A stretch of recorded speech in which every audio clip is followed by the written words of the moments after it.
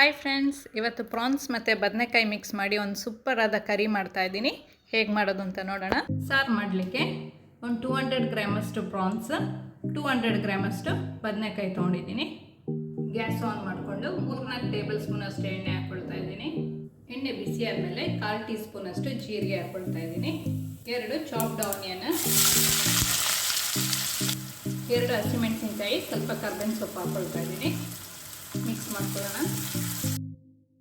ಸ್ವಲ್ಪ ಈರುಳ್ಳಿ ಎಲ್ಲ ಕಲರ್ ಚೇಂಜ್ ಆಗಬೇಕು. ಈರುಳ್ಳಿ ಕಲರ್ ಚೇಂಜ್ ಆಗಿದೆ. 1 ಟೀ ಸ್ಪೂನ್ ಅಷ್ಟು ಶುಂಠಿ ಬೆಳ್ಳುಳ್ಳಿ ಪೇಸ್ಟ್ ಹಾಕ್ಕೊಳ್ತಾ ಇದ್ದೀನಿ. ಅರ್ಧ ಟೀ ಸ್ಪೂನ್ ಅಷ್ಟು ಉಪ್ಪು ಎಲ್ಲ ಚೆನ್ನಾಗಿ ಮಿಕ್ಸ್ ಮಾಡ್ಕೊಳ್ಳೋಣ.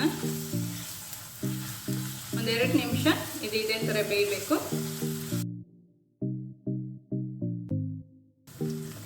ಈಗ 1-2 ನಿಮಿಷ ಆಗಿದೆ.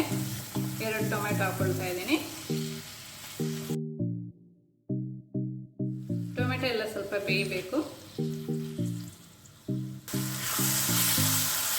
ಟೊಮೆಟೊ ಸ್ವಲ್ಪ ಬೆಂದಮೇಲೆ ಪ್ರಾನ್ಸ್ ಹಾಕ್ಕೊಳ್ಳೋಣ. 200 ಗ್ರಾಮ್ ಅಷ್ಟಿದೆ. 1/4 ಟೀ ಸ್ಪೂನ್ ಅಷ್ಟು ಅರಿಶಿಣ ಹಾಕ್ಕೊಳ್ತಾ ಇದ್ದೀನಿ. 2 ಟೀ ಸ್ಪೂನ್ ಅಷ್ಟು ಧನಿಯಾ ಪುಡಿ, 1 ಟೀ ಸ್ಪೂನ್ ಅಷ್ಟು ಖಾರ ಪುಡಿ. ಖಾರ ಜಾಸ್ತಿ ಬೇಕು ಅಂದರೆ 1.5 ಟೀ ಸ್ಪೂನ್ ಅಷ್ಟು ಹಾಕ್ಕೊಬೋದು. 1 ಟೀ ಸ್ಪೂನ್ ಅಷ್ಟು ಸೋಂಪು ಕ್ರಷ್ ಮಾಡಿರೋದು ಸ್ವಲ್ಪ ಪುಡಿ ಮಾಡ್ಕೊಂಡಿದ್ದೀನಿ. ಎಲ್ಲ ಹಾಕಿ ಮಿಕ್ಸ್ ಮಾಡ್ಕೊಳ್ಳೋಣ. 1-2 ನಿಮಿಷ ಇದೇ ಥರ ಫ್ರೈ ಮಾಡ್ಕೊಬೇಕು.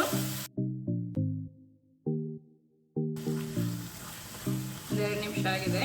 ಎಲ್ಲ ಚೆನ್ನಾಗಿ ಮಿಕ್ಸ್ ಆಗಿದೆ. 1-2 ನಿಮಿಷ ಆದಮೇಲೆ 200 ಗ್ರಾಮ್ ಅಷ್ಟು ಬದನೆಕಾಯಿ ಹಾಕ್ಕೊಳ್ತಾ ಇದ್ದೀನಿ. ಬದನೆಕಾಯಿ ಇಲ್ಲ ಅಂತ ಹೇಳಿದರೆ ಇದೇ ಥರ ನುಗ್ಗೆಕಾಯಿ ಹಾಕಿನೂ ಮಾಡ್ಕೊಬೋದು, ತುಂಬ ಚೆನ್ನಾಗಿರುತ್ತೆ. ಎಲ್ಲ ಮಿಕ್ಸ್ ಮಾಡ್ಕೊಳ್ಳೋಣ. ಈಗ 1 ಗ್ಲಾಸ್ ನೀರು ಹಾಕ್ಕೊಳ್ತಾ ಇದ್ದೀನಿ. ಗ್ರೇವಿ ಎಷ್ಟು ಬೇಕು ನಿಮಗೆ ಅಷ್ಟು ನೀರು ಹಾಕ್ಕೋಬೋದು, ತುಂಬ ನೀರು ಮಾಡ್ಕೊಳ್ಳೋದು ಬೇಡ. ಉಪ್ಪೆಲ್ಲ ಚೆಕ್ ಮಾಡಿಕೊಂಡು ಕ್ಲೋಸ್ ಮಾಡಿ 10 ನಿಮಿಷ ಬೇಯಿಸ್ಕೊಳ್ಳೋಣ. ಎಲ್ಲ ಚೆನ್ನಾಗಿ ಬೆಂದಿದೆ. ಲಾಸ್ಟಲ್ಲಿ ಅರ್ಧ ಟೀ ಸ್ಪೂನ್ ಅಷ್ಟು ಗರಂ ಮಸಾಲ ಪುಡಿ, 1 ಟೀ ಸ್ಪೂನ್ ಅಷ್ಟು ಲೆಮನ್ ಜ್ಯೂಸ್ ಹಾಕ್ಕೊಳ್ತಾ ಇದ್ದೀನಿ. ಸ್ವಲ್ಪ ಕೊತ್ತಂಬರಿ ಸೊಪ್ಪು ಮಿಕ್ಸ್ ಮಾಡ್ಕೊಳ್ಳೋಣ.